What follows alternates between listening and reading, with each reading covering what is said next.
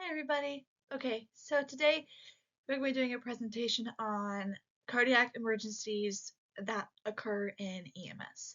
So as everyone knows, if you've worked in EMS before, EMS has a lot of cardiac related emergencies ranging from chest pains to cardiac arrest to different cardiac arrhythmias. We see a lot of it. So today I'm just going to go over some of the common cardiac emergencies that we might see and just some quick anatomy of the heart just for review. Okay, so the heart, just a quick review. So the heart is the muscle in our body. It is responsible for pumping blood throughout the body. The heart has 4 ventricles and 4 valves, and it has an two atria, and 2 ventricles, and it works to pump blood throughout the entire body. And we'll look at that. So, the electrical conduction system. The electrical conduction system is what's responsible for sending the signals to the area of the heart to contract.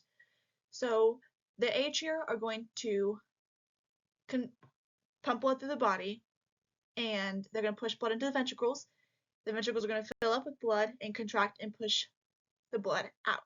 So this all can't happen at one time because it wouldn't give any of the other parts of the heart a chance to fill up with blood. So the conduction system is going to start at the SA node, then it's going to move to the AV node, and then you're going to have the left and right bundle branches and the Purkinje fibers. So the electrical conduction system, the SA node is what comes up with the first initial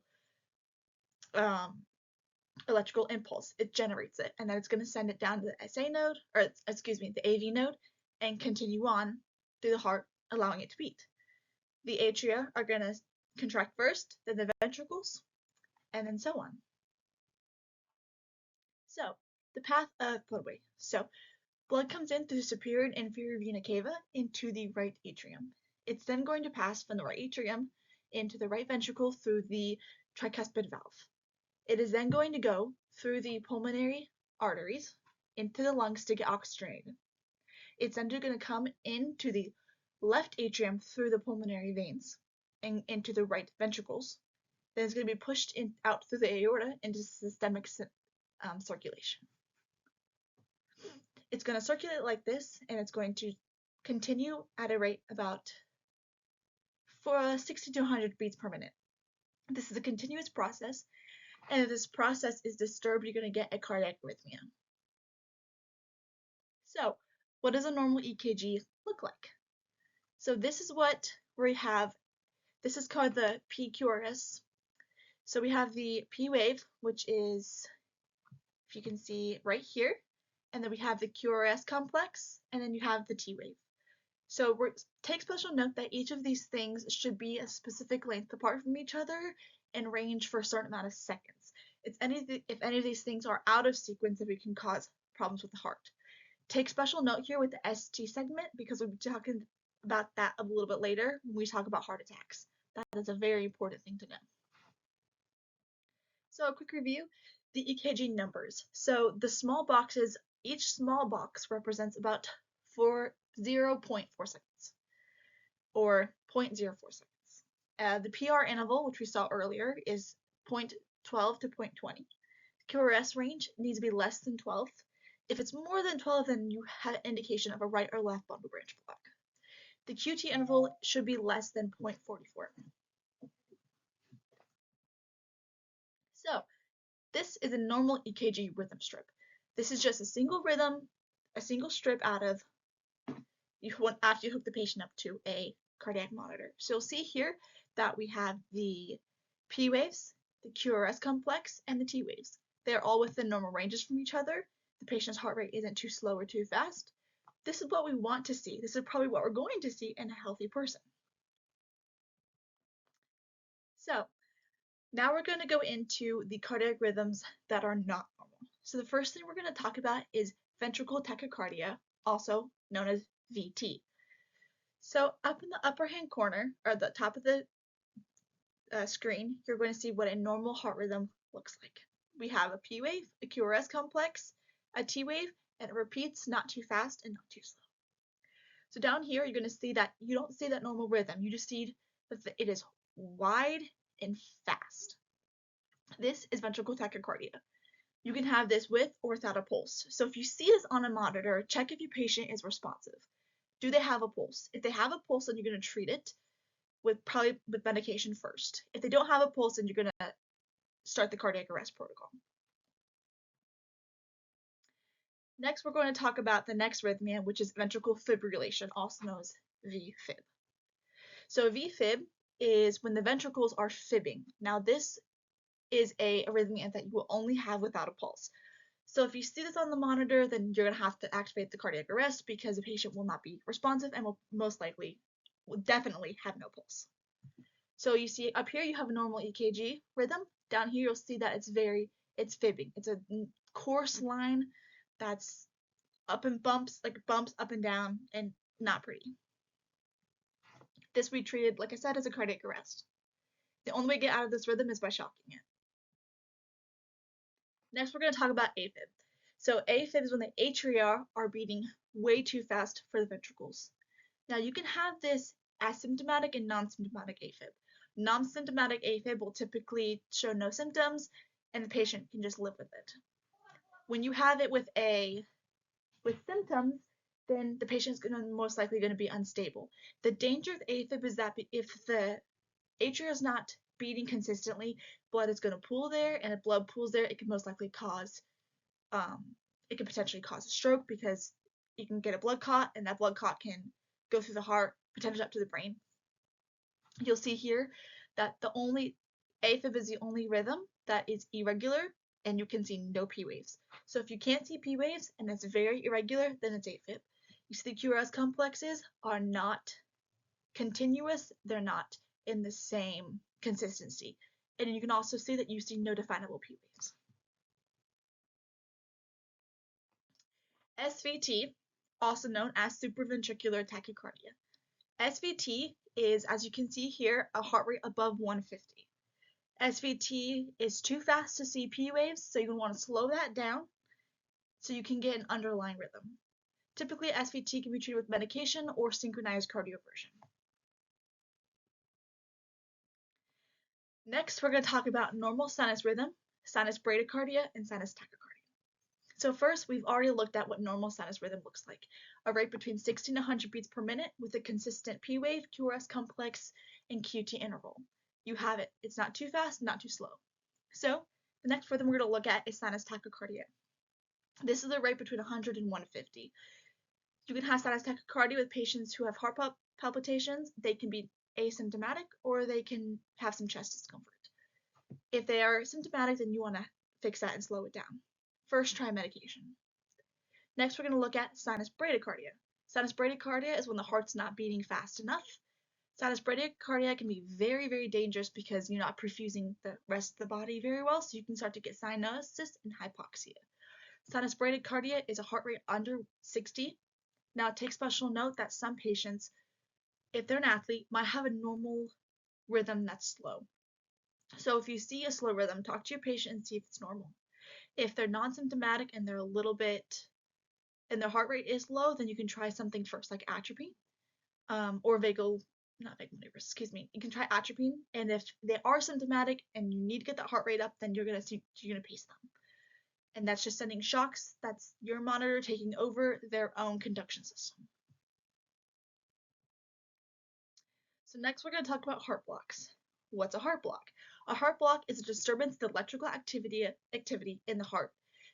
It's a slowing of the conduction between the atria and the ventricles. So you're just not getting that normal conduction. Now, you have different kinds.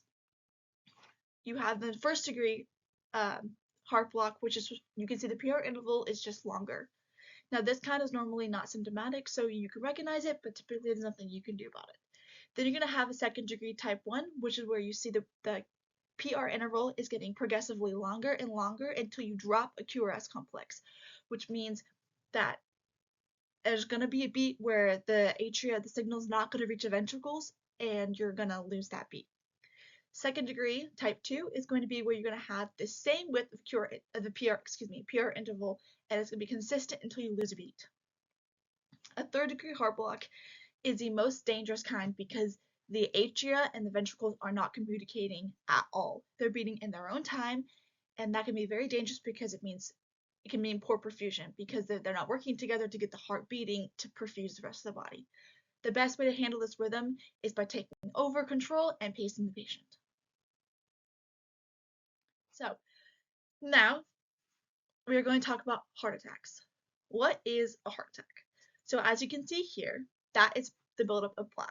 So a heart attack is an occlusion in a vessel, an artery of the heart. That can be caused by the buildup of plaque in the artery, or it can be a clot broke off somewhere else and traveled to the heart and blocked an artery, which we call a vessel occlusion or artery. So a heart attack can be very dangerous because it blocks off the blood circulation to that area of the heart.